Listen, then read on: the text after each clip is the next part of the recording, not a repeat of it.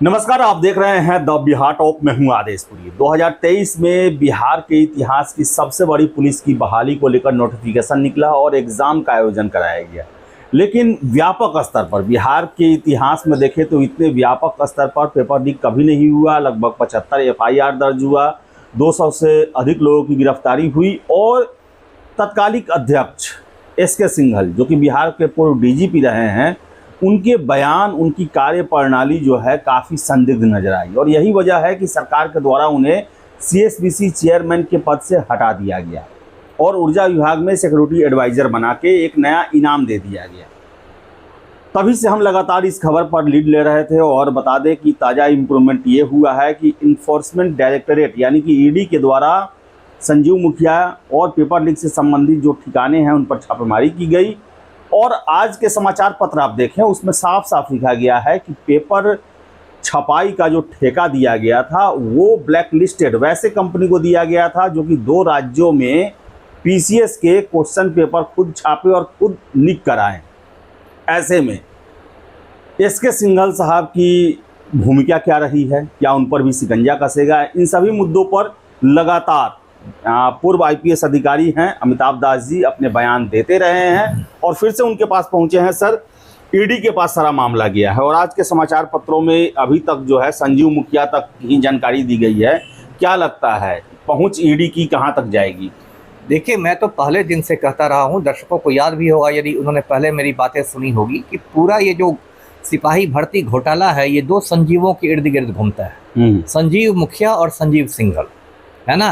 कुछ लोग ऐसा दिखाते हैं कि संजीव मुखिया इसका सूत्रधार है। ठीक है, उसने पेपर लीक कराया, लेकिन बिना संजीव सिंघल की मिली भगत के ये हो ही नहीं सकता था। जब तक चेयरमैन की मिली भगत नहीं रहेगी तब तक नहीं हो सकता है।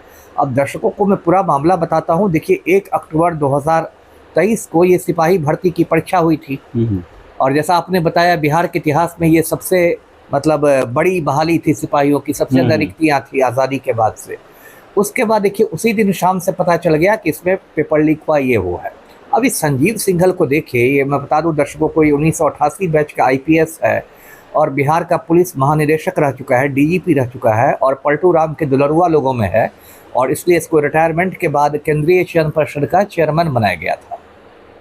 इसने उस दिन प्रेस कॉन्फ्रेंस करके कहा, मैं याद दिला दूँ कि नहीं नहीं ऐसा कुछ नहीं हुआ है, यदि कुछ लोगों का मिल गया तो उन लोगों ने तैयारी की होगी, ये वो अंट बात जिसको आप कहते हैं। लेकिन उसके बाद इतने सबूत इकट्ठा हो गए कि 3 अक्टूबर आते आते परीक्षा को रद्द करना पड़ा। उसके बाद देखिए दिसंबर में इतनी सरकार की किरकिरी हो गई, दिसंबर आते आते कि संजीव सिंघल की छुट्टी हो गई। उसके बाद जो मैडम शुभा ओहटकर हैं, जो एक ईमानदार आईपीएस में उनको मानता हूँ, होमगार्ड्स की अभी डीजी हैं, उनको अतिरिक्त प्रभार दिया गया। अब इस संजीव सिंघल की आप मक्कारी देखिए, जो देखिए मैडम शोभा ओहटकर पत्राचार करती रह गई, 6-7 महीने तक करती रह गई संजीव सिंघल से कि आप दस्तावेज़ों का मुझे प्रभार दीजिए, अभिलेखों का मुझे चार्ज दीजिए। ये तो मोटी बात है कि यदि आप हट गए हैं आप चेयरमैन से या कोई नया आया है आपका उत्तराधिकारी, तो आप उसको दस्तावेज सौंपिएगा ना, कि उसको घर लेके आप चल दीजिएगा दस्तावेजों को। तो क्या सर ऑफिस में दस्तावेज नहीं था क्या सर? वो दस्तावेजों का प्रभार दे दिया था इन्होंने। अच्छा, वो भी प्रभार होता है सर? होता है। अच्छा, है ना। अब देखिए मैडम शोभा ओहटकर थक गई, उन्होंने गृह विभाग से, देखिए सब तो एक ही थाली के चट्टे बट्टे हैं ना, यहाँ तो चोर चोर मसरे भाई है, किसके पास आप फरियाद ले जाइएगा।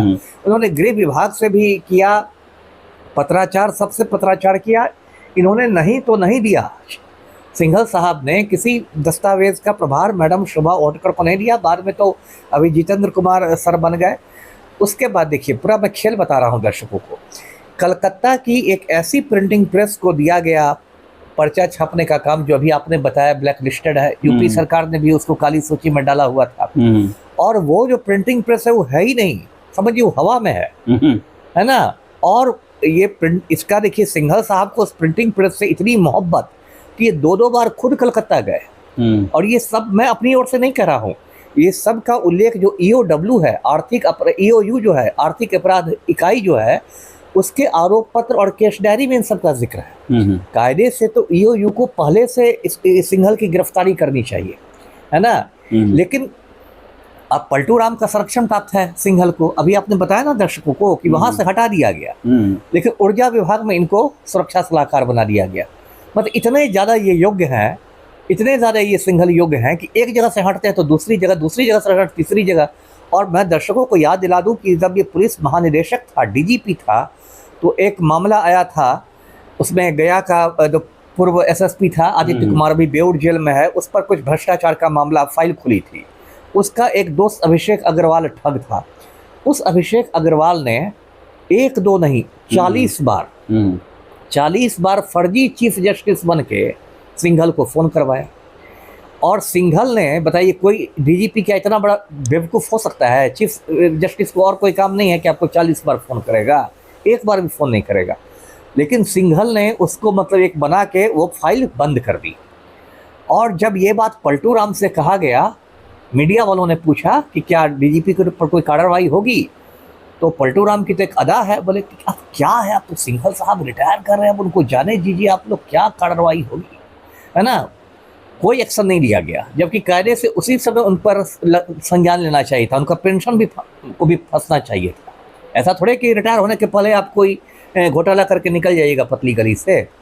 उसके बाद देखिए ये हुआ, और ईओयू को ने एक मतलब खानापुरी बस की पूछताछ के नाम पर खानापुरी की 2-3 लोग गए अपना सिंघल साहब के साथ चाय पी के आ गए कि हाँ खानापुरी हो गई। क्या पूछताछ आपने की उसकी? जब वो मुख्यमंत्री का इतना करीबी है, खुलेआम मुख्यमंत्री उसको संरक्षण दे रहे हैं, तो और देखिए मैं ऐसे नहीं कर रहा, मैं सिंघल साहब को फर्स्ट हैंड जानता हूँ। मैं किशनगंज एसपी में हुआ करता था, 2001 की बात है, मुझे तस्लीमुद्दीन ने वहाँ से हटवाया था।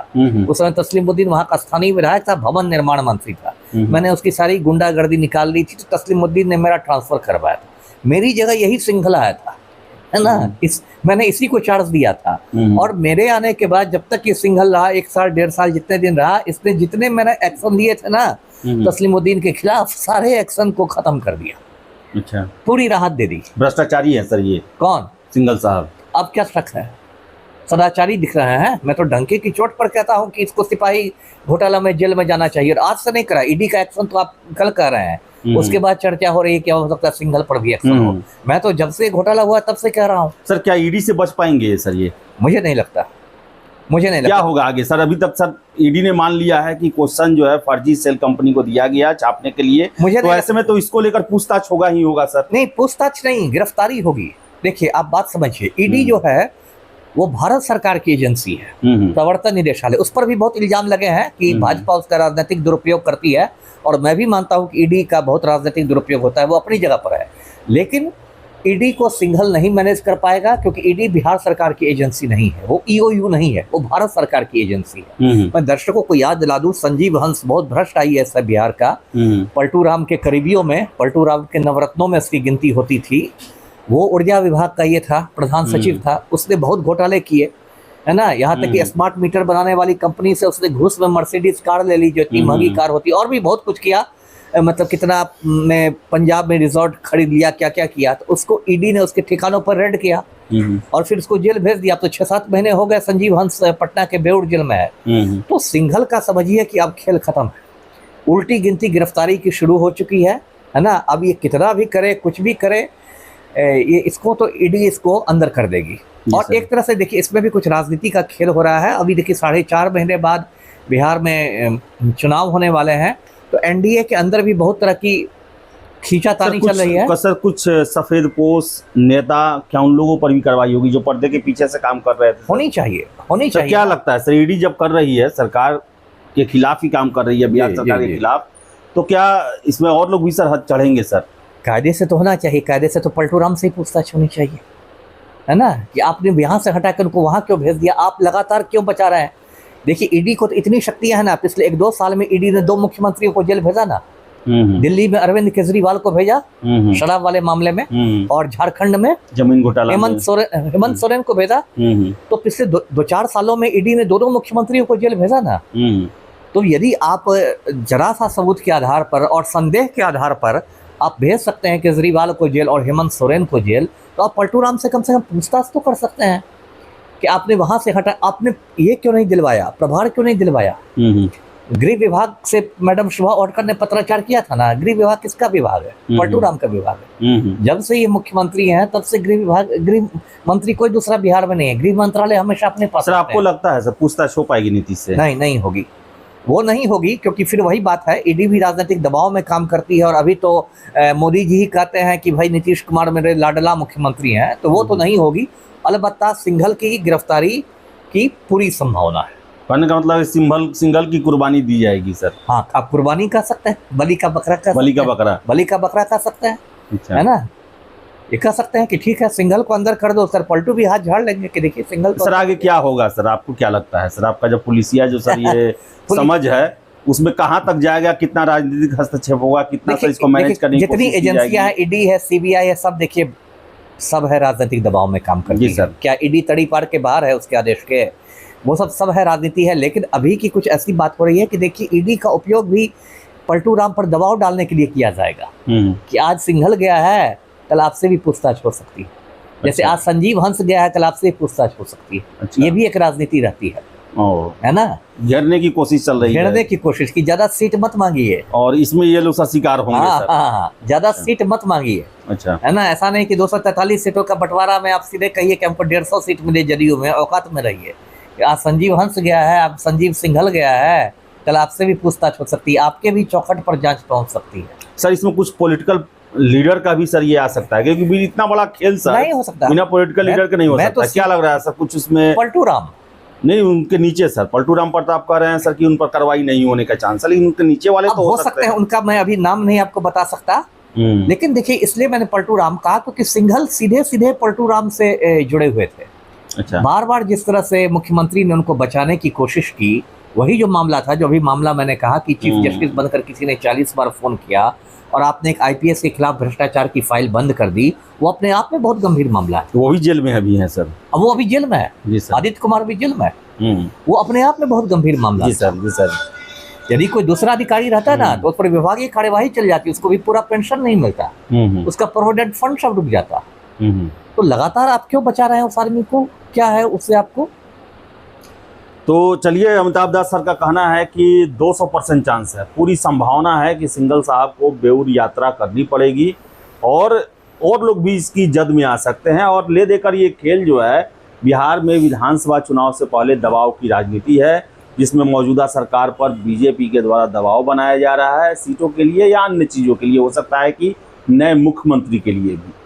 तो देखिए आगे क्या होता है, लेकिन इतना तय है कि इस दबाव में बहुत सारे लोग जो है हत्थे चढ़ेंगे, बेउर यात्रा करनी पड़ सकती है।